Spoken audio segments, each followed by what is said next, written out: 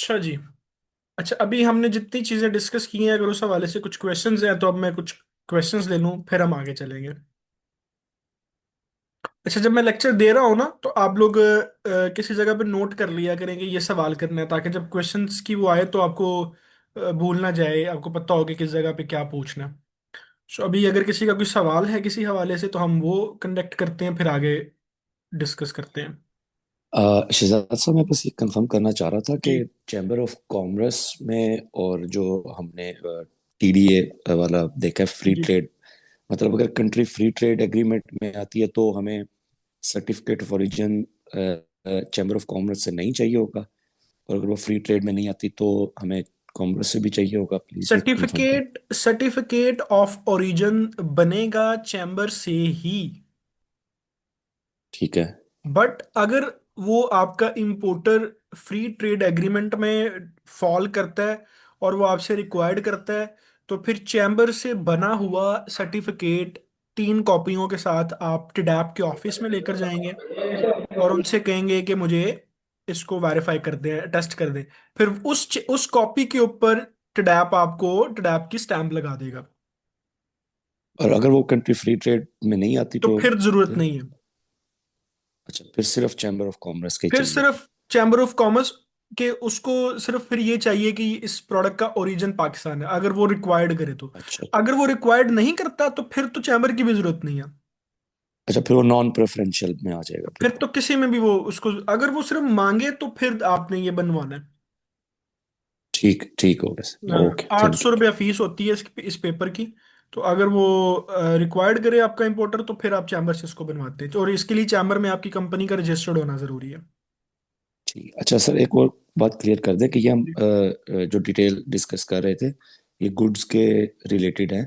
तो जो सर्विसेज होती हैं, या आप अगर कोई ई कॉमर्स लेट्स पे कोई सॉफ्टवेयर आप ट्रेड कर रहे हैं, उसके लिए हम्म। डिफरेंट चीज़ें होंगी, पोर्टल्स या कुछ? अच्छा, एक तो सिंपल तरीकाकार ये है कि जब आप फिजिकल गुड्स को डील करते हैं तो फिर तो पूरी दुनिया में यही रूल है। ठीक है आईटी सर्विसेज में एक अलग से पूरा जहान है। ठीक है। अब सर। पाकिस्तान के अंदर इन्होंने पाकिस्तान सॉफ्टवेयर हाउस एसोसिएशन एक बनाई है, जिसके अंदर ये डिफरेंट उनको रजिस्टर्ड करते हैं। मसलन ये एक, ये देखें, पाकिस्तान सॉफ्टवेयर एक्सपोर्ट बोर्ड ना। सो इसमें रजिस्ट्रेशन का फायदा ये होता है कि आपके अकाउंट में जो रेमिट आएगा ना, उसके ऊपर टैक्स, इस वक्त आपको पता है पाकिस्तान अपनी इस पे सॉफ्टवेयर एक्सपोर्ट के ऊपर जो रेमिट है उसके ऊपर सिर्फ 1% टैक्स ले रहा है, यानी आपकी इनकम पे। सही। ठीक है, वो करने के लिए। अदरवाइज अगर आपने ये नहीं किया होगा, तो बना के तो वैसे भी आप दे सकते हैं, तो वो पैसा जब पाकिस्तान लाएंगे तो फिर आप क्या डिक्लेयर करेंगे? अगर आप कहते हैं हम वो जी पैसा पाकिस्तान में नहीं लाना चाहते, बाहरी दुनिया में कहीं यूज करना है, तो कोई चक्कर नहीं है। सॉफ्ट उसका करने का वो जैसे मर्जी करते रहे। आप ना जी कुछ जी जी। लेकर आ रहे हैं ना कुछ दे रहे हैं। हाँ, ठीक हो गया, ठीक हो गया sir, okay, thank you. Okay. और किसी का कोई सवाल हो? अस्सलाम वालेकुम सर, मेरा एक क्वेश्चन है। जी। सर, आप वो कह रहे थे कि जो कंटेनर ज्यादा पुरानी कंपनी हो, कोई आप ग्रीन कुछ जी। कह रहे थे, इस तरह मेरे माइंड ग्रीन से निकल चैनल। गया उसका नेम। Green channel. सो अगर ज्यादा 2-3 साल उसका मीन कोई ऐसी वैसी उसकी वजह से लाइक कोई उसकी इंस्पेक्शन में या कोई प्रॉब्लम नहीं आई, तो वो फिर उसको हाँ जस्ट एज हाँ अ गुडविल के तौर पे ही उसको निकाल देते हैं। और जो हाँ न्यू कंपनीज होती हैं जो फ्रेश स्टार्ट होता है, सो उनकी इंस्पेक्शन और उसका हाँ। उन पे थोड़ा सा सख्ती ज्यादा होती है। सो सख्ती, इसको थोड़ा सा एक्सप्लेन सख्ती का करते हैं। लफ्ज नहीं हम या इस्तेमाल कर मीन सकते, इंस्पेक्शन या मीन होती है उसकी आपकी। चेकिंग ज्यादा होती चेकिंग होती जी। है, हाँ। जी जी जी। चेकिंग होती है उसकी ना, बस यही क्योंकि पूछा मैं आपको था। बताऊं, मोस्टली जो नॉन प्रोहिबिटेड आइटम्स होती हैं ना, जैसे ड्रग्स हैं या कुछ और, ये केमिकल्स, जी वो सर। इन्हीं रास्तों से ट्रेड हो रही होती हैं। अच्छा। तो वो फिर उनकी चेकिंग होती है, इंस्पेक्शन होती है वहां पर ना, उसको कहते हैं एग्जामिनेशन। जी जी जी सर, उसका टेक्निकल एग्जामिनेशन नाम ठीक है। एग्जामिनेशन है, कि गुड्स की एग्जामिनेशन होती है। बट एक कंपनी है, बड़ी कंपनी, तो वो तो सर उसमें। जिन्होंने ये काम करने हो गया वो अब ये लीगल रास्ते थोड़ी अपनाएंगे। वो तो कोई दो नंबर या कंपनी जैसे दो नंबर बन जाती है, सारा पीछे से बंदा ही कोई ना हो, कंपनियां दो नंबर करके बना देंगे। अब वो उनको तो लीगल अपना नेम वगैरह का यूज करने की जरूरत ही नहीं होगी फिर, जिस जो इस तरह काम करेंगे। हाँ ऐसे ही है, ऐसे ही है वो। बस सिंपल समझने वाली बात ये है कि जब आप 2-3 साल काम करते हैं और आप बड़ा अच्छा, जी जी आपका रिकॉर्ड रहता है, आपकी इंस्पेक्शन और जी पेपर्स चीज़ों में वो नहीं आती, तो आपकी वो कंपनी फिर कस्टम्स वाले, क्योंकि कस्टम्स की भी एक प्रॉब्लम है ना। डेली पोर्ट कासिम के ऊपर 6,000 कंटेनर लगता है। जी। यही मैं वो ठीक है। आपने जो वो लास्ट वाला लॉजिस्टिक वाला हमने टॉपिक किया, उसके रिलेटेड मैं एक वीडियो देख रहा था यहाँ यूरोप की। मुझे याद नहीं है वो बेल्जियम की पोर्ट थी या कौन सी हम्म। पोर्ट थी, लेकिन वो बड़ी फेमस पोर्ट थी। वो कह रहे थे यार 90 मिलियन कंटेनर एवरी ईयर, उस टाइम पे जो 2-3 साल पुरानी वीडियो थी। Every year like 90 million container इस पोर्ट से गुजरता है। तो अब 90 मिलियन से नियरली 1 मिलियन वो शायद कह रहा था, पता नहीं। हम इनको ज्यादा जिनको खंगालते, वरना ऐसे निकल जाते हैं हाँ बाकी ऐसे ही सारे। ना, वो क्योंकि वो कर नहीं सकते ना, इतना टाइम नहीं होता वहां पर। वो ही ना, हालांकि वो ही इतनी काफी चीजें फोर्स और ये स्मूथ सब। करने की कोशिश की है पाकिस्तान कस्टम क्लियरेंस ने भी, लेकिन उसके बावजूद हम्म। भी डेली जब आप 5-6 हजार कंटेनर इन आउट हो रहे होते हैं, so it's a very tough job. तो इसलिए फिर वो जी रिकॉर्ड जी के सर। ऊपर ना आपको सहूलत भी हम्म। दे रहे होते हैं। ये एक सिंपल उसका ये है बस। जी जी चलें, ओके सर। ओके। जी। तो सर एक और क्वेश्चन है मेरे माइंड में, इसी इसी के जी रिलेटेड ही जी है। जी जी। तो अब देखे ना, अब फिर लोग अब जैसे जिस चीज पे हाई ड्यूटी है, अब एक हम्म चीज पे हाई ड्यूटी है तो हम अब जिसने ड्यूटी बचानी हो ज्यादा, तो वो अब फिर इतनी चेकिंग लाइक नहीं है हार्ड, तो उसको मीन जिसको, अब जैसे अब आप बहुत पुराने, आपको ज्यादा नॉलेज है इन चीजों का, अब हम हमें तो कुछ भी नहीं बताना। हम्म। सो अब देखिए, मैं ज्यादा ड्यूटी वाली प्रोडक्ट्स ऑर्डर कर देता हूँ, और आगे से मैं दे देता हूँ उनको, मैंने ये ऑर्डर किया उसके रिलेटेड कोई मीन जो इंस्पेक्शन में ज्यादा निकल सके। सो इस तरह के काम भी हो जाते हैं कि नहीं, कि मैं अपना मीन जो ड्यूटी मैंने ज्यादा ड्यूटी पे करनी उसको बचाने के लिए, तो ये सीन हो सकता है कि असल नहीं? में ये सीन होते थे, अभी भी होते हैं, लेकिन दिन ब हम्म दिन ये स्मूथ होते जा रहे हैं, क्योंकि अब एक उसकी कुछ रीजंस हैं। एक रीजन तो ये है, आहिस्ता आहिस्ता हर चीज पाकिस्तान क्लियरेंस के अंदर ना वो उसको डिजिटल करते जा रहे हैं, नंबर वन।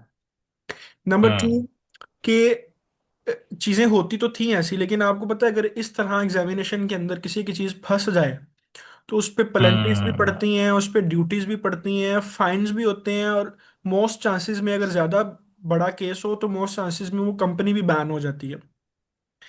तो ये सब कुछ हम्म। मिली भगत से होता है, छोटे मोटे लेवल पे नहीं होता, मिली हाँ भगत मैं से होता समझ है। गया आपकी हाँ। बात। ठीक है, ओके ओके। डॉक्टर साहब, मैं जरा इसमें ओके कुछ ऐड करूँ। Thank you. जी जी जावेद भाई। शावेद साहब ने बात की, तो मतलब मुझे तो जो समझ आई है कि ये डिक्लेरेशन में जो है, या फॉल्स डिक्लेरेशन या मिस डिक्लेरेशन का सोच रहे हैं शायद।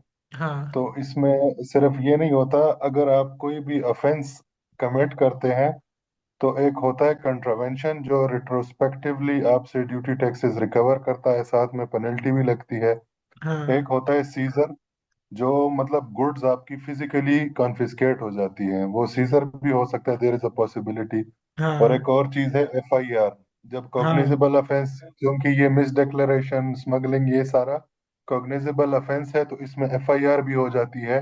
क्लियरिंग एजेंट, इंपोर्टर या एक्सपोर्टर जो भी है, सारे उन फंस जाते सबको हैं। फिर जेल की हवा भी खानी पड़ जाती है। इवन जो कस्टम स्टाफ होता है, एग्जामिनर, अप्रेजिंग ऑफिसर, वो जो जो इन्वॉल्व होता है, उन सारों के खिलाफ भी इस तरह के केस बन सकते हैं। तो नॉर्मली इसका बड़ा हाँ सख्त वो होता है अगर बंदा फंस जाए। ये तो भी मतलब होता है, इतना और इसमें, इजी नहीं है कि हाँ इसमें एडिशन ये भी है कि अगर आपका अरबों का भी बेशक माल हो ना, तो वो फिर सीज भी हो जाता है, और वो कोई चक्कर नहीं होता फिर। तो ये काफी टफ जॉब है। अब आगे ये हालात बड़े डिफरेंट हो गए हैं, अब आपको वही बंदा चल सकेगा जी जी सर।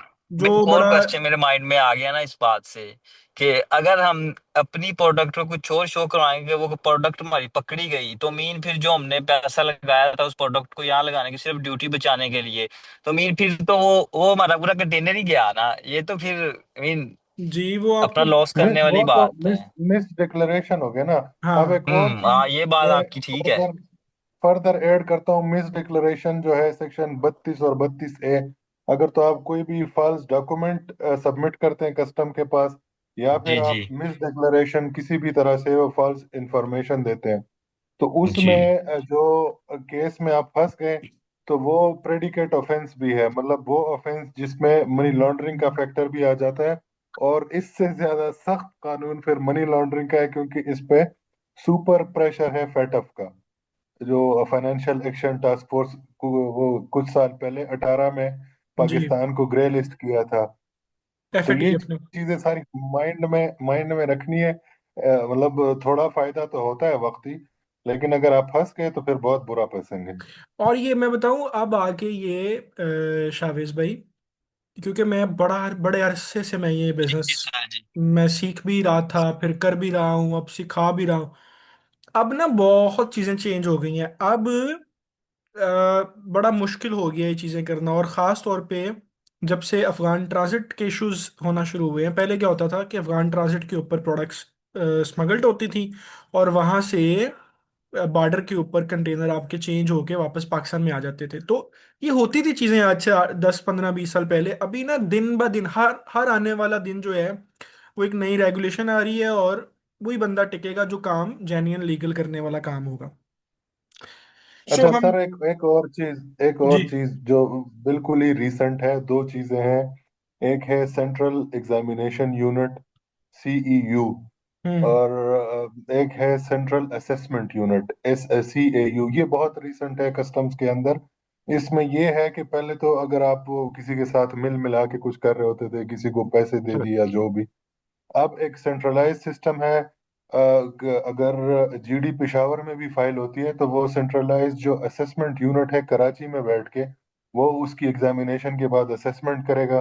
कराची के अंदर जो CEUs में इंस्पेक्टर्स हैं, वो बॉडी कैम पहन के और बड़ा ही वो प्रोटेक्टेड होते हैं, कोई किसी के साथ बात नहीं कर सकता, किसी इंपोर्टर के साथ, हम्म। एजेंट के साथ।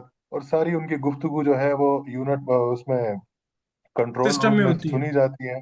हम्म। जी, कंट्रोल रूम में वो सारा कुछ सुना जाता है, और आप जाते हैं, एग्जामिनेशन करते हैं, वापस आते हैं। तो ये मतलब इस पे जो अभी के चेयरमैन FBI है लंगड़ियार साहब, वो मजीद इस पे जो है ना, इसको चीजों को टाइट करने की कोशिश कर रहे हैं। तो ये अभी ज्यादा रिसेंट अभी तो एक डेवलपमेंट है और, इसमें। आप इसमें बेहतर गाइड कर सकते हैं। अभी तो एक और टेस्ट एंड ट्रायल चल रहा है कि ना एग्जामिनेशन को पता होगा ये GD किसकी है, ना फाइल करने वाले को पता होगा एग्जामिनेशन कौन है, एग्जामिनर कौन है इसका। तो बिल्कुल ऐसा ही है, वो सेंट्रल हाँ। पूल से करते हैं ना। अब इस्लामाबाद हाँ। में भी एक बना रहे हैं सेंट्रल असेसमेंट यूनिट। कराची हम्म। में तो पहले ही ऑपरेटिव है। अच्छा, वो जो उधर सेंट्रल असेसमेंट यूनिट है कराची के अंदर, उधर एक बड़ा सा हॉल है, लोगों से फोन्स, मोबाइल फोन्स कलेक्ट होते हैं, और वो एक मतलब जिस तरह कॉल सेंटर होता है, कंप्यूटर्स लगे हुए हैं, हम्म। वो असेसमेंट कर रहे हैं। उनको नहीं पता कहाँ की GD है क्या है, बस वो हाँ। एग्जामिनेशन रिपोर्ट के ऊपर ही वो असेसमेंट कर रहे हैं। एग्जैक्टली। लेकिन इसका ये नुकसान हुआ है कि ड्वेल टाइम जो है वो कम होने के बजाय मजीद बढ़ गया है। जो उस पे हाँ, एक रिपोर्ट भी आई है, शायद ये आपकी इसमें नज़र फर्क से पड़ा है, गुजरी हाँ, हो। काफी। लेकिन जी। ये है कि इससे इससे जो 2 नंबरी स्मगलिंग, मिक्सिंग और ये वो चीजें वो बड़ी कम होंगी। एक तरह से ये हुआ जरूर है, लेकिन एट द सेम टाइम जो इस पे रिपोर्ट है, मैं आपके साथ शेयर भी करूंगा, तो आप श्योर देखेंगे श्योर। कि नेगेटिव इसका असर बड़ा हुआ है। बिल्कुल ठीक है, बिल्कुल ठीक है। बल्कि आप ग्रुप में शेयर कीजिएगा, सब लोग उसको देखें। चलें, ठीक है, मैं इंशाल्लाह ओके करता जी, हूँ। Let's move on.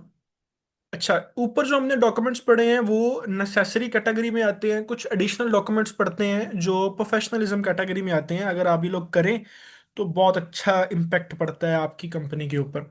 जैसे परफॉर्मा इनवॉइस मैंने आपको बताया, before commitments, before both parties done, जो आपस में निगोशिएशन हो रही होती है, डिस्कशन हो रही होती है, उसको हम परफॉर्मा इनवॉइस कहते हैं। आप एक पेपर भेजते हैं, अगला बंदा कहता है यार ये नहीं 10 की नहीं 8 की लगा लो। आप दोबारा करके भेजते हैं, अच्छा वो कहता है शिपिंग इस तरह कर लो। तो वो जो डिस्कशन आपस में हो रही होती है उसको परफॉर्मा इनवॉइस कहते हैं। इसी तरह से जब परफॉर्मा इनवॉइस के ऊपर बात डन हो जाए और वो आपको कहे कि डन हो गया, कमर्शियल इनवॉइस बना दें, तो आप उसको एक परचेज ऑर्डर की रिक्वेस्ट कर दें कि प्लीज अपनी कंपनी के लेटर पैड के ऊपर एक कंफर्म सेल्स कॉन्ट्रैक्ट या परचेज ऑर्डर मुझे दे दें। तो ये साउंड्स गुड होता है, आपको पता लगना चाहिए अगली कंपनी कितनी प्रोफेशनल है। इंश्योरेंस सर्टिफिकेट पे हमने 2-3 बार बात की है, इट ऑल डिपेंड्स कौन करवाएगा। पाकिस्तान के अंदर 90% स्टेट बैंक फोर्स करता है कि इंपोर्टर जो इंश्योरेंस है वो पाकिस्तान की कंपनीज से ही करवाए। मेरा जो एक्सपीरियंस रहा है मोस्टली पाकिस्तान के अंदर, मैंने आपको बताया था ईएफयू के साथ अच्छा एक्सपीरियंस रहा है। और भी बहुत सारी कंपनीज करती हैं, अलाइड कंपनी है, मिजान इंश्योरेंस है, यूबीएल है इंश्योरेंस। तो काफ़ी सारी हैं इंश्योरेंस कंपनीज। तो ये डिसाइड करता है कि कौन किस तरीके से करवा रहा होता है। इंस्पेक्शन सर्टिफिकेट पे हमने बहुत खुल के बात की कि इंस्पेक्शन सर्टिफिकेट जो है ये डिसाइड करता है कि कंपनी की जो प्रोडक्ट्स हैं या कंपनी की जो वर्थ है वो क्या है। सो अगर आप एक्सपोर्टर हैं तो आप कोशिश करें कि ऑलरेडी आपके पास एक इंस्पेक्शन सर्टिफिकेट हो, अच्छी कंपनी का हो। जैसे अच्छी कंपनी से मैं आपको बताता हूँ यार, ये एसजीएस की जो इंस्पेक्शन रिपोर्ट है 20 से 25 हज़ार रुपये में मिल जाती है। ठीक है। तो लेकिन इसका इम्पैक्ट देखें कितना है दुनिया में, जो थोड़ा सा भी काम करने वाला बंदा उसको पता होगा अच्छा एसजीएस से इंस्पेक्शन है, तो क्लाइंट का ट्रस्ट जो है वो आप उसको अ, जीतते हैं, उसको करते हैं कि क्या इसकी चीज़ है। अच्छा, एक वेट सर्टिफिकेट है, ये भी करवाया जा सकता है, दिया जा सकता है आपकी जो कार्गो है, बल्क कार्गो या स्क्रैप कार्गो, उसके लिए। मिसाल के तौर पर जैसे आपको पता है ये जो जो स्टील मिल होती है इनके अंदर जो स्क्रैप डलता है ये टूटे जहाजों का या डिफरेंट जो उनसे वो आता है, तो वो बड़े बेढंगे से और वो उस तरीके से हो रहे होते हैं ना। तो एक जेस्चर होता है कि आप ऑलरेडी उनका वेट सर्टिफिकेट करवा रहे हैं। जैसे हमारे यहाँ अमूमी तौर पर आप लोगों ने कांटा देखा होगा, कांटा सर्विस, तो कांटे की एक रिपोर्ट लग जाती है साथ। तो ये उसी तरीके से एक हो रहा होता है। अच्छा, ये एक एनालिसिस सर्टिफिकेट होता है, इसको सर्टिफिकेट ऑफ एनालिसिस बेसिकली कहते हैं, सीओए। ये होते हैं आप जब कोई फूड आइटम्स, केमिकल्स या मेटल्स या फार्मास्यूटिकल्स की प्रोडक्ट्स को इंपोर्ट करते हैं या एक्सपोर्ट करते हैं, ये उसमें यूज होता है, उसकी क्वालिटी स्टैंडर्ड्स को शो करता है। ये डिफरेंट लैब से होता है, ये एसजीएस भी कर देता है। ठीक है, दूसरे ये इदारे भी कर देते हैं। ये सेपरेट मैंने इसलिए लिखा है कि ऐसी प्रोडक्ट्स की जो आपकी किसी क्वालिटी में फॉल करती हूँ या एक्सपायरी में फॉल करती हूँ, ऐसे समझ लें, उसके लिए सर्टिफिकेट ऑफ एनालिसिस हमेशा आपकी कंपनी की जो वर्थ है उसको बढ़ाता है। इसी तरीके से आपकी कोई ऐसी प्रोडक्ट्स हैं जो केमिकल्स, बैटरी या कोई हाजर्डोस गुड्स हैं, उनमें वो फॉल करता है, तो ये एक सर्टिफिकेट होता है मटेरियल सेफ्टी डाटा शीट। ठीक है, ये भी इन्हीं लैब्स और इन्हीं इंस्पेक्शन कंपनी से मिल जाता है, तो आप अपनी प्रोडक्ट्स के लिए ये सर्टिफिकेट भी लें। फिर अगर आपकी कोई ऐसी आइटम्स हैं कि जो डेंजरस गुड्स में फॉल करती हैं, डीजीडी में, तो जैसे जितनी बैटरीज हैं उनके लिए भी ये चाहिए होता है, बैटरी के लिए एमएसडीएस भी चाहिए होता है इंपोर्ट करने के लिए। सो ये कुछ ऐसे सर्टिफिकेट्स हैं कि जिनको आप, यहाँ तक ये 3 सर्टिफिकेट ऐसे हैं, DGD, MSDS, certificate of analysis, weight certificate, जिनको आप अपनी प्रोडक्ट के एतबार से, अगर आपकी इन कैटेगरीज में प्रोडक्ट फॉल करती हैं, जरूर अपनी प्रोडक्ट के साथ सर्टिफिकेट रखें। इंटरनेशनल ट्रेड के अंदर आपने अपनी वैल्यू थ्रू डॉक्यूमेंट्स देनी होती है, ये हमेशा याद रखें। द की की एलिमेंट होता है आपकी उस प्रोडक्ट का, कि क्लाइंट को कहना ना पड़े, क्लाइंट आपसे पूछे यार आपकी प्रोडक्ट जो है, मिसाल के तौर पर फूड आइटम है, तो वो कहे यार आप मुझे सर्टिफिकेट ऑफ एनालिसिस दोगे, आप अगली चैट में उसको भेजो भाई ऑलरेडी हमारी प्रोडक्ट्स का सीओए पड़ा हुआ है। सो ये आपकी वैल्यू जनरेट करता है। इसी तरह से कोई ऐसी प्रोडक्ट जब उसका काम आप करना शुरू करें, ठीक है, उसके बारे में खूब रिसर्च करें, through AI, through custom clearance agents, मुझसे पूछ लें अपनी प्रोडक्ट के रिलेटेड, जो इंस्पेक्शन कंपनीज हैं उनसे कंसल्ट करें कि इस प्रोडक्ट के हवाले से इंटरनेशनल मार्केट में रूल्स क्या क्या हैं और कौन कौन से सर्टिफिकेट्स इनके साथ लगते हैं।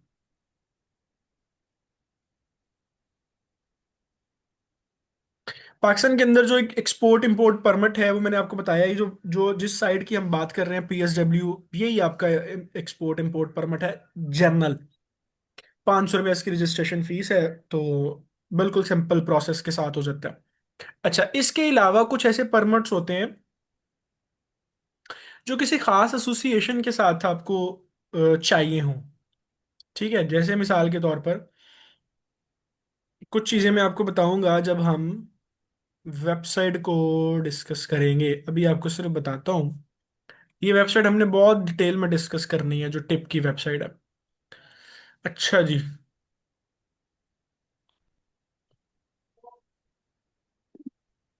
अच्छा, ये कहते हैं कि अगर आपकी कोई ऐसी प्रोडक्ट्स हैं जो सीड बिजनेस में फॉल करती हों, क्लाइमेट प्रोडक्ट्स हों, वाइल्ड लाइफ हो, ड्रग के रिलेटेड हो, तो आप एक्स्ट्रा इन प्रोडक्ट्स में रजिस्ट्रेशन आपके पास होनी चाहिए। इसके अलावा कोई ऐसी प्रोडक्ट जिसकी एसोसिएशन का लेटर भी आपको चाहिए हो, तो वो भी आपको सर्टिफिकेट अलग से अपनी कंपनी उसमें रजिस्टर्ड करवाने के लिए पड़ेगी। मिसाल के तौर पर जैसे राइस है, तो इनकी एक एसोसिएशन है REAP, rice exporter association of Pakistan. So आपको इस एसोसिएशन में रजिस्ट्रेशन लाजमी होती है। और ये सारा डाटा आपको कस्टम वालों के कस्टम से भी मिल जाता है, आपको ऑनलाइन भी मिल जाता है अगर आप रिसर्च करें बहुत अच्छी। सो कोई ऐसी आइटम, कोई ऐसी चीज के जो आपकी खास किसी एसोसिएशन में फॉल करती हो, उसका परमिट भी आप लाजमी रखें। हलाल फूड्स के लिए अगेन वही, जैसे ऊपर सर्टिफिकेशंस की बात की, अगर आपकी कोई ऐसी चीज़ है जिसके ऊपर जो हलाल कैटेगरी में फॉल करती है, तो आप ज़रूर हलाल सर्टिफिकेट उसका लें। ये आपकी वैल्यू प्रोडक्ट की बढ़ाता है। उसके बाद ये जो सर्टिफिकेट्स हैं, सीई सर्टिफिकेट, एफडीए सर्टिफिकेट, ये आपके इलेक्ट्रॉनिक्स के एतबार से ज़्यादा यूज़ होते हैं। सीई सर्टिफिकेट जो है वो यूरोप के लिए यूज़ होता है। एफडीए सर्टिफिकेट जो है यूएसए के लिए यूज़ होता है। आईएसओ इंटरनेशनली ऑलमोस्ट सारी कंट्रीज में चल जाता है, बट एफडीए और सीई खास तौर पे मार्केट पे जाता है। जब हम सेलिंग को डिस्कस करेंगे तो हम इसको मजीद क्लैरिटी से डिस्कस करेंगे, बट अभी चूंकि हम सिर्फ डॉक्यूमेंट्स को डिस्कस कर रहे हैं, तो आपको ये पता होना चाहिए, अगेन वही बात, कि अगर आपकी प्रोडक्ट ऐसी है कि जो आप किसी ऐसे मुल्क में लेके जा रहे हैं, अब यूएसए में लेके जा रहे हैं, तो सबसे पहले आप यूएसए की जो असेसमेंट है, उसके सर्टिफिकेट्स को देखेंगे। ये प्रोडक्ट वहां पर जाएगी तो उसके लिए वहां पर क्या क्या चीजें चाहिए होती हैं। सो वो वाली प्रोडक्ट को ऑलरेडी आप यहाँ पर अपनी प्रोडक्ट का वो सर्टिफिकेशन ऑलमोस्ट रखें। अच्छा जी, इसको हम डिस्कस करते हैं जीएसपी को। अभी जैसे मैंने आपको चीज बताई ना कि पाकिस्तान के फ्री ट्रेड एग्रीमेंट है, एफटीए, इसी तरह से एक जीएसपी स्कीम है, जीएसपी प्लस पाकिस्तान। जीएसपी एक ऐसा एग्रीमेंट है जो यूरोपियन यूनियन का और पाकिस्तान का है आपस में। ठीक है, अगर आपका प्रोडक्ट, जीएसपी डिफरेंट प्रोडक्ट्स के ऊपर है, अगर आपका वो प्रोडक्ट जीएसपी में फॉल करता है, तो पाकिस्तान से वो प्रोडक्ट जब आप यूरोप में एक्सपोर्ट करेंगे तो उनको वहां पर उनको उसकी ड्यूटी कम पड़ेगी। जैसे इसमें पाकिस्तान का टेक्सटाइल सेक्टर फॉल करता है, ठीक है, राइस फॉल करते हैं पाकिस्तान के, पाकिस्तान का सॉल्ट फॉल करता है, काफ़ी सारी चीज़ें। बट इसमें आप इसको डिटेल से इसको देखें, गूगल पे सर्च करें, सब कुछ करें कॉमर्स की वेबसाइट के ऊपर। कल कल वाला जो लेक्चर होगा उसमें मजीद चीज़ें आपको कुछ क्लियर हो जाएंगी, क्योंकि कल हम इसको मिनिस्ट्री ऑफ कॉमर्स को भी डिस्कस करेंगे। So for the case of information, आपको जीएसपी का पता होना चाहिए कि मेरी जो प्रोडक्ट है अगर मैंने यूरोप में खास तौर पे भेजनी है, तो उसमें यूरोप का, यूरोपियन यूनियन का एक एग्रीमेंट है, उसको जीएसपी कहते हैं। अगर उसमें हमारी कैटेगरी फॉल करती हो, तो ये सेम वही रूल बनता है जो एफटीए वाला बनता है।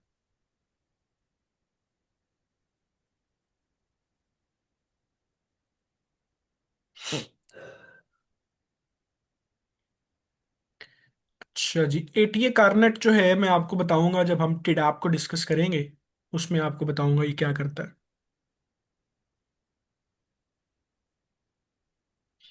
शिपर्स लेटर ऑफ इंस्ट्रक्शन की आपको ज़रूरत नहीं है, ये फ्रेट फॉरवर्डर का काम है, वो खुद ही इसको करते हैं।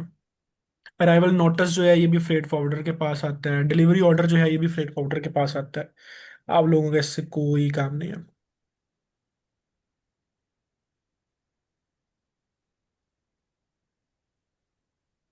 अच्छा जी, लास्ट पे एक वैसे चार्ट बना हुआ है, सारे डॉक्यूमेंट्स लिखे हुए हैं और लिखा हुआ है कि कौन किसको इशू करता है और किसकी जिम्मेदारी होती है। इन इशू कौन करता है और जिम्मेदारी किसकी होती है।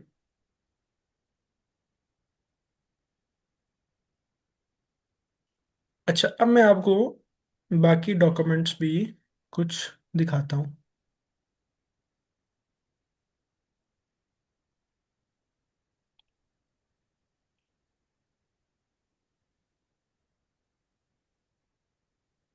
जैसे ये ई फॉर्म है एक्सपोर्ट के लिए जो यूज होता है। आप अपनी सारी डिटेल जो आपकी कमर्शियल इनवॉइस होती है वो बैंक को देते हैं। आपकी अपनी पेमेंट चीज़ें वो सारी इंफॉर्मेशन बैंक को जाती है पीएसडब्ल्यू के थ्रू, उसमें आप फिल करते हैं। और बैंक आपको ई फॉर्म इस सूरत में निकाल के देता है जिसमें बैंक आपको एक्सपोर्टर से अंडरटेकिंग लेता है कि मैं ये प्रोडक्ट्स एक्सपोर्ट कर रहा हूँ, उसके प्रोडक्ट्स के अगेंस्ट मुझे इतनी वैल्यू जो है मेरे अकाउंट में आई है। सो हमने ये कस्टम को और स्टेट बैंक को बताना होता है कि जो पैसे आए हैं उसके अगेंस्ट हमने ये वाली चीज़ें शिप की हैं। इसको ई फॉर्म कहते हैं। इसी तरह से जो आई फॉर्म होता है वो आई फॉर्म होगा और उसमें हम इसी वैल्यू को बता रहे होते हैं कि इस वैल्यू ये जो हम पाकिस्तान से बाहर भेज रहे हैं तो उसके अगेंस्ट हम वहां से ये वाली चीज़ें इंपोर्ट कर रहे हैं। ये मैं डॉक्यूमेंट्स आपको ग्रुप में भी भेजता हूँ सारे।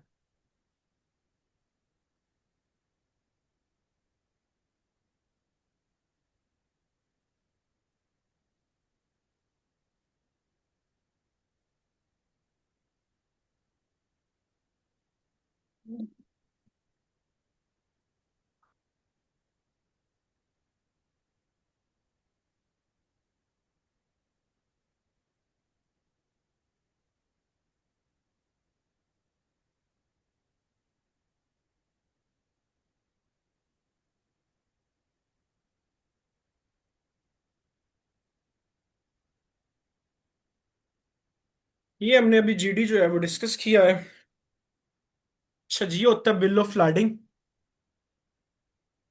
बिल ऑफ लाडिंग जो है वो आपको शिपिंग लाइन देती है। अपने सारे डॉक्यूमेंट्स आप फ्रेट फॉरवर्डर के थ्रू उनको सबमिट करवाते हैं और ये डॉक्यूमेंट आपको एज ए प्रूफ मिलता है। बिल ऑफ लाडिंग की हमेशा 3 कॉपीज मिलती हैं। ये देखें यहाँ पे लिखा हुआ है। एक आपके पास रहती है, एक आपके फॉरवर्डर के पास और एक आपके क्लाइंट के पास चली जाती है। सर्टिफिकेट ऑफ ओरिजिन पे हमने बात की है, ये टैब वाला सर्टिफिकेट ऑफ ओरिजिन है जिस पे हमने बात की है। बाकी डॉक्यूमेंट्स जो मैंने आपको बताए हैं वो documents as per your design as per your thoughts बनते हैं।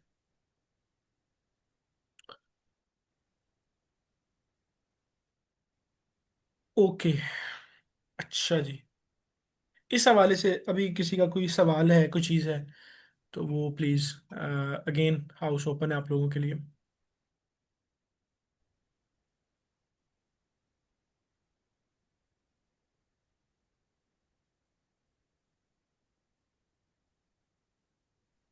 अस्सलाम वालेकुम सर। वालेकुम अस्सलाम।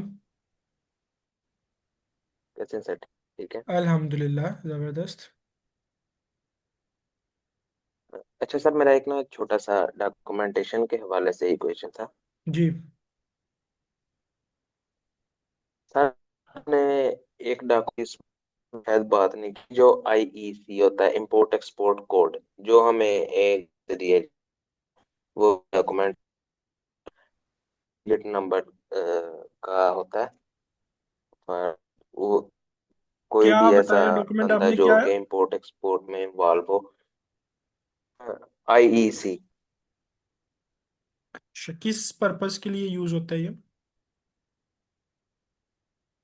ये इंपोर्ट एक्सपोर्ट कोड ही दिया जाता है हमें, गवर्नमेंट की तरफ से इशू किया जाता है। 10 नंबर का कोड होता है कोई, जो कि एनीबॉडी जो भी इस बिजनेस में इन्वॉल्व हो तो गवर्नमेंट की तरफ से इशू किया जाता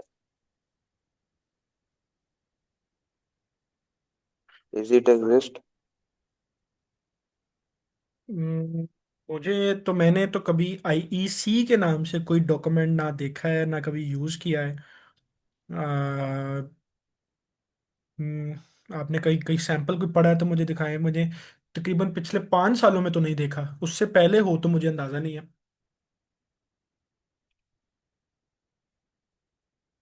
जावेद साहब भी कह रहे हैं कि कभी इसके बारे में नहीं सुना। मैंने इवन कभी चाइना में भी ये इस डॉक्यूमेंट का नाम नहीं सुना, आईईसी का।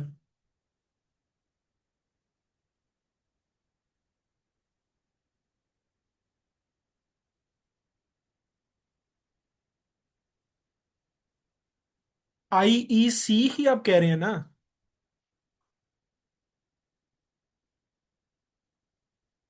हेलो।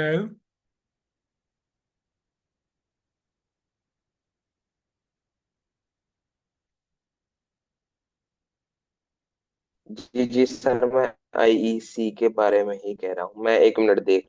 अच्छा, गूगल तो कह रहा है कि ये इंडिया में यूज होता है, business in India, import export, that is essential for any one involve in import export business in India.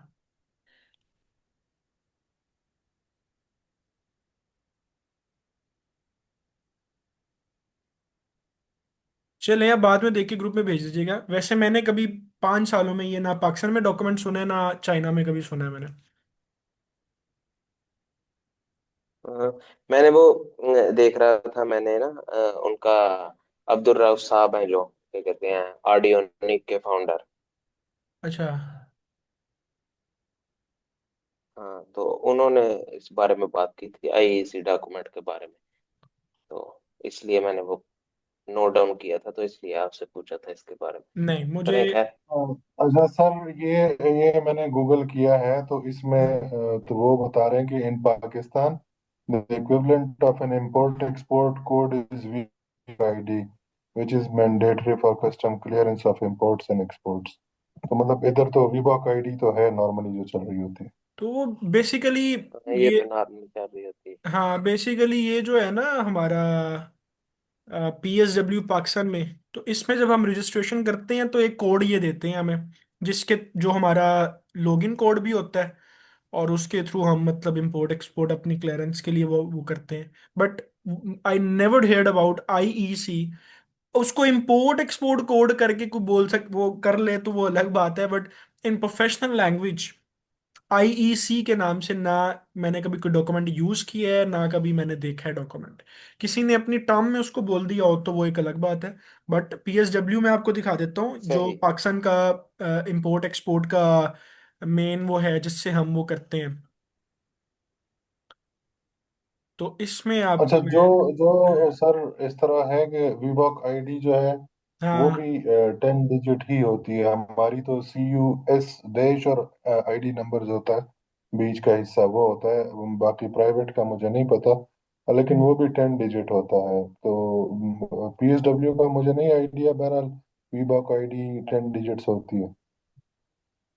हाँ, मे भी वो शायद हो तो उन्होंने अपने अल्फाज में शायद उसे आईईसी कहा हो। हाँ। हाँ ये देखिए, ये मैं अभी जो लिख रहा हूँ ना, ये बेसिकली मेरी कंपनी का कोड है। जो आप इसको कोड कह लें, आप इसको इंपोर्ट एक्सपोर्ट लाइसेंस नंबर कह लें, यही होता है जिससे जिसके थ्रू मतलब हम वो करते हैं। तो इसके अलावा कोई ऐसा कोड या कुछ नहीं होता। अब ये मेरे पीएसडब्ल्यू का डैशबोर्ड है, ठीक है, जिससे मेरी कंपनी से मैं इंपोर्ट एक्सपोर्ट वो करता हूँ। सो मे बी कि ये नंबर हो उसका, but I never heard about कि आईईसी का कोई वो है। सही सही सही सही, हाँ, मुझे बिल्कुल कोई लिंक सही। शिंक भेजना, मैं देखूंगा सुनूंगा वो किस कॉन्टेक्स्ट में बात कर रहे हैं। ऐसा ऐसा वैसे मैंने कभी नहीं सुना। और किसी का कोई सवाल है तो प्लीज हाँ। पूछिए।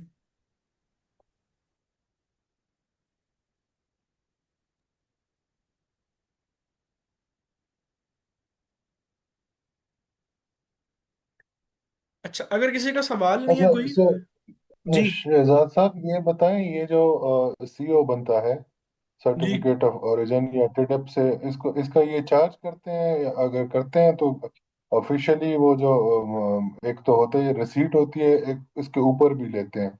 तो आप अपना एक्सपीरियंस बताएं, अगर आपने कोई बनवाया हो तो किस तरह चार्ज क्या करते हैं, वो भी जरा अभी बता दें प्लीज। लाहौर चैम्बर में तो अभी इसकी 800 रुपया फीस है, और कुछ भी ऊपर नहीं देना पड़ता। आप सिंपली जाते हैं, वहाँ पर एक एप्लीकेशन फॉर्म होता है, जो आपकी कमर्शियल इनवॉइस होती है, और जो क्लाइंट डाटा और प्रोडक्ट डिटेल पैकिंग लिस्ट वो लेके जाते हैं, और वो वहाँ पे सबमिट करवा चैम्बर में करवाते हैं। वो आपको सर्टिफिकेट ऑफ ओरिजिन बना देते हैं। उसकी आप 2-3 कॉपीज ले लें, बस कुछ भी ऊपर नहीं देना पड़ता। 800 रुपये अच्छा, भी और इसमें फिर मतलब उसी वक्त हो जाता है या फिर इंतजार करना पड़ता है? उसी वक्त मिल जाता है। लाहौर में तो उसी वक्त मिल जाता है, बाकी चैम्बर्स का मुझे अंदाजा नहीं है। मुझे लगता है सबका सेम ही प्रोसीजर होगा, बट उसी वक्त मिल जाता है। तो इसका कोई ऑफिस होता है चैम्बर के अंदर, मतलब मुतल्लिका, या हाँ, किस तरह? इसका इसका ये है कि आप जो ट्रेडर फैसिलिटेशन डेस्क होता है उस पर जाके बताएं कि मैंने सर्टिफिकेट ऑफ ओरिजिन बनवाना है। अपने चैम्बर का जो सही। आपका कार्ड है या रजिस्ट्रेशन है वो साथ लेके जाएं। तो लेट मी तो शो यू अगर मेरे फॉर पास। स्टार्टर, स्टार्टर जो है, अब मतलब मेरी ना इंपोर्ट है ना एक्सपोर्ट है, मैं सबसे पहले चैम्बर रजिस्ट्रेशन करूंगा किस बुनियाद पे? कोई ऑफिस पहले इस्टेब्लिश करूंगा, उसके बाद चैम्बर रजिस्ट्रेशन नहीं, उस करूंगा? पे ये है कि ये एक एक तो कल आपका लेक्चर इन इसी चीज के ऊपर है कि कंपनी क्यों रजिस्टर्ड करनी चाहिए, और फिर करनी है तो उसकी टाइप क्या है या किस तरीके से हम करें। कल एक तो इसके ऊपर आपका लेक्चर है। चैम्बर में भी जाते हैं तो कैसे जाते हैं, एक तो ये है। सेकंड, अगर आपने उस लेक्चर के बाद भी अगर आपको कंफ्यूजन होगी तो फिर उसमें ये है कि अगर आपने कुछ भी अभी नहीं करना, लेट सपोज, तो आप बिल्कुल भी ना करें। और ज्यादा इम्पोर्टेंट तभी होता है कि जब आपने काम करना हो तो फिर आप उसको डील करें। तो जैसे मैं अभी आपको, और किसी का कोई सवाल है तो प्लीज बताएं। फिर ये सर मैंने अभी कंटेनर की जो तस्वीर है वो सामने देखी, तो अभी मुझे याद आया ग्रुप में हमारी बात हो रही थी इस पे, कि हाँ, जो वो मैं स्टिकर हुई आपको भी होती है बताता इसके हूँ। हवाले से बात कर लें। वो मैं अभी आपको बिल्कुल बताता हूँ।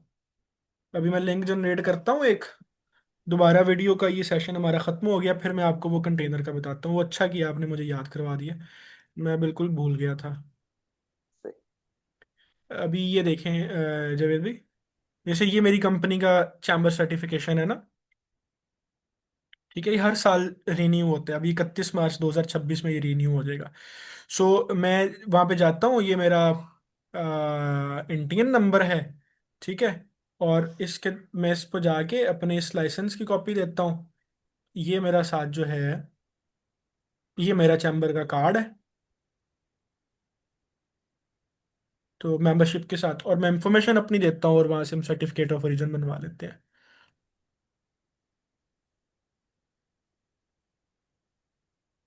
चल, सही हो गया, ठीक है। ठीक है। मैं, तो सर ये मेंबरशिप कार्ड जो होता है ये भी रिन्यू होता है हर साल? हाँ, साल की जो कॉरपोरेट कंपनी है, जैसे मेरी प्राइवेट लिमिटेड कंपनी है, उसका 10,000 रुपया साल का। जो कल कंपनीज जब बताऊंगा ना कल, फिर उसमें आपको और क्लियर हो जाएगा। दूसरी हाँ, कंपनी जो होती है कल सोल, उसका इंशाल्लाह इस पे 3500 रुपया होता है सालाना। सही सही। चलो, मैं दोबारा भेजता हूँ आपको।